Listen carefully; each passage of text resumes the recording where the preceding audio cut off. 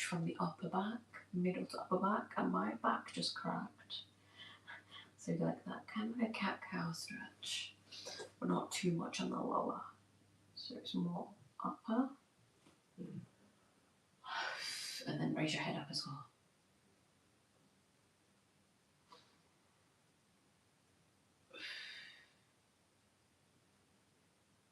We're also going to do back bends today.